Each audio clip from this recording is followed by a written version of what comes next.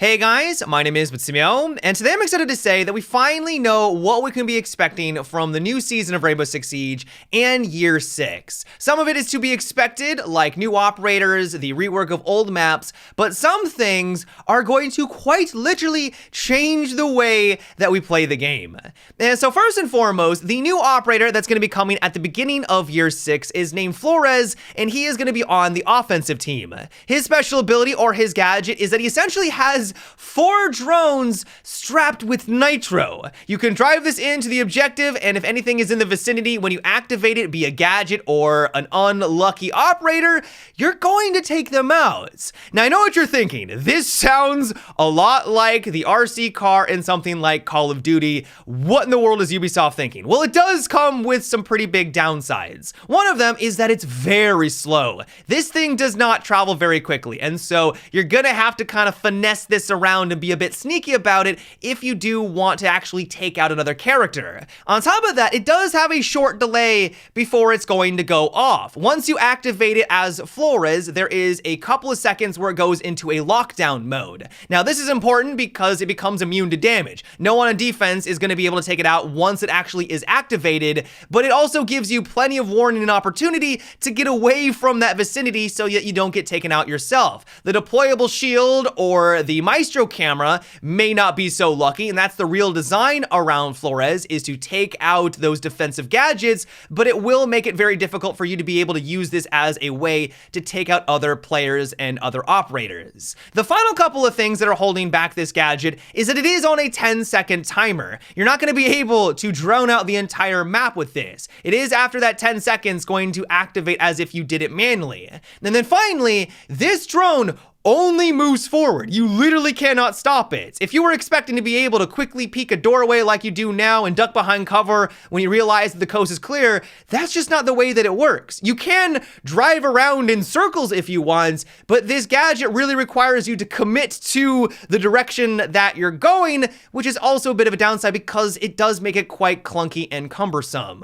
In general, though, I think it's very clear why Ubisoft designed this operator. They wanted to give pro players, and really just anyone in general, the ability to dispatch of the ridiculous amount of defensive gadgets in the game. Specifically, deployable shields, Maestro cameras, and things that are quite tricky to normally get rid of. And so this operator, if everyone on defense is hunkering down, is going to be the perfect solution for those kind of defenses. But at the same time, the thing that I was not expecting, and I am kind of surprised by, is that he has access to 4 of these drones on top of his 2 normal drones. The first thing that immediately popped in my mind is, why would you ever want to play as Twitch anymore when it comes to her utility? I understand that's not the reason why people play as her. It's because of her primary weapon, if we're being honest, but even still, this seems to completely outclass her gadget. You get 4 of them, you get 2 normal drones that you can use to scout out. Like, what is Twitch's gadget now even bringing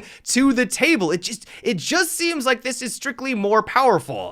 Overall, though, I think that Flores is going to be an interesting addition into Rainbow Six Siege. Ubisoft is clearly trying to help out offense of dispatching of those defensive gadgets, and I'm curious to see how everything is going to play out in the end. Another thing that makes it quite clear that this is Ubisoft's intention is the new secondary weapon that a couple of operators are going to have access to, called the Gone 6. This has 1 shot, 1 round, and it's able to dispatch of literally any gadget in the game, be it a Maestro camera, deployable shield, what have you, and it's once again another way that Ubisoft is trying to reduce the amount of utility that defense can use. Now, the secondary is only going to be available on a select few operators, and many of them aren't very popular right now, and so I think this is one way that Ubisoft is trying to make them a bit more appealing. You're not going to see this on Ashe or Zofia or some of the more meta characters. This is going to be on stuff like Gridlock or Dokkaebi and stuff like that, but it's just once again another way that Ubisoft is trying to give more tools for the offensive team. Another thing I'm really looking forward to with the start of the season is the rework of Border. Border has always been one of my favorite maps, even though I acknowledge it does have a fair amount of problems, and what Ubisoft has done is addressed many of those issues by making small tweaks here and there. This is not a top to bottom rework like something like Chalet or Hereford Base. Now, one part of me, when I first saw this, was a little disappointed because I was kind of hoping that they would go all in. That's actually one of my favorite things about these reworks, is that it feels like an entirely different map. This feels and plays very similar to the old border. But then when I thought about it a little bit more, this actually is probably a good thing, because it will hopefully mean that people will not constantly sideline it at the beginning of the season. This has become a trend lately. Ubisoft makes really large sweeping changes to a map, and then everyone just completely disregards that map because they don't want to learn it anymore.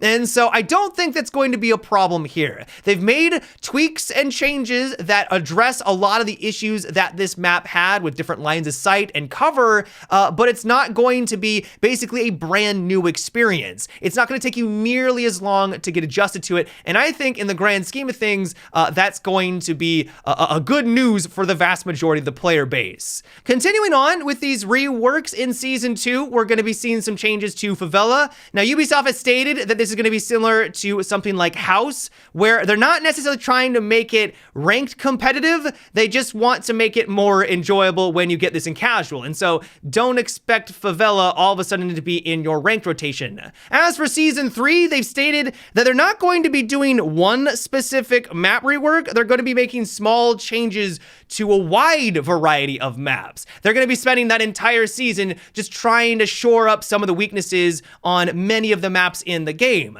Now, I'm excited about this because this is something I've always wanted them to take the time to do. There are some maps that are fantastic, but with a couple of small tweaks could be even better. And so I'm hopeful that is going to be what they're going to be able to accomplish. And then finally, with Season 4, Outback is going to be seeing some changes. I will admit that I was holding on to hope that we were going to be getting a new map this year. This means that by the end of year 6, we will not have gotten a new map in 3 years. The last new one that we got was Outback. And while I know I just acknowledged that a lot of people don't like new maps, they don't like to learn it for ranked, I still want new, fresh content in this game. And so the fact that it seems like they're dialing it back even more, I won't lie, is a bit disappointing.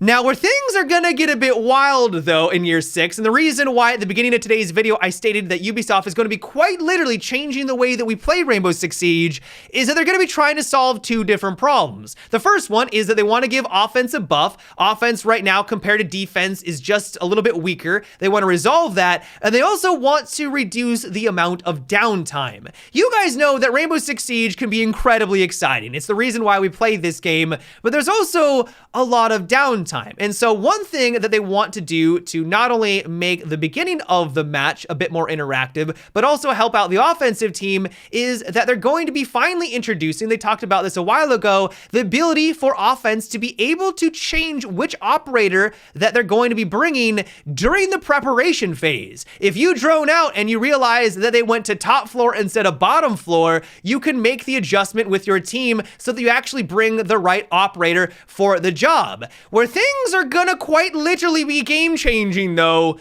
is that Ubisoft wants to give offense the ability to use your drone even when your operator is dead. Now, I understand why they're doing this in theory. This is going to allow for a lot more interaction on offense. It's going to make it so that you can contribute throughout the entire round. If you get dropped at the start, it can be quite boring just to sit there twiddling your thumbs, not really being able to participate. This is also going to be a massive upgrade to the offensive team. Ubisoft has acknowledged that defense has an advantage on basically every single one of the maps, and this is going to be one way they're trying to level the playing field. It's one way they're trying to solve this. And so I understand what Ubisoft is trying to accomplish here. At the same time, this large of a sweeping change does leave me a bit worried. Imagine being in a 1v1 situation. If defense didn't do a really good job of taking out offensive drones, imagine 4 of these things moving around the map, identifying where you are, and just constantly spotting you and making call outs to that final person. You are going to be at such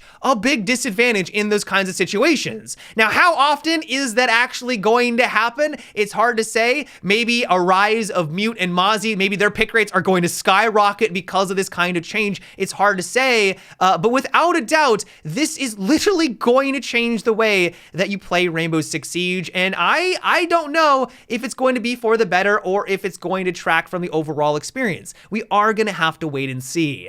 The final thing I'm excited about with this year, though, is that we're going to be getting a lot of operator reworks. For example, Goyo is going to be seeing some pretty significant changes. They're experimenting with just removing his shield. It's going to be this little thing on the ground, which functions exactly the way that Goyo does now, but without the shield. So if you shoot at it, it's gonna cause the fire to expand. Melusi in particular, she is really powerful right now, and one way they're gonna be trying to nerf her is that once you step into the radius of the gadget will slow you, but then it will also open up the top so that if you use your primary weapon to take a shot at it, the gadget's going to be destroyed. So that's gonna be a massive nerf to her too. Maestro, Mira, Fuse, Finka are all operators that apparently are going to be seeing some changes this year. They haven't gone into the details quite yet of how they're going to be getting adjusted, but I'm excited, especially for someone like Finka and Fuse, who I think sorely need this kind of a rework.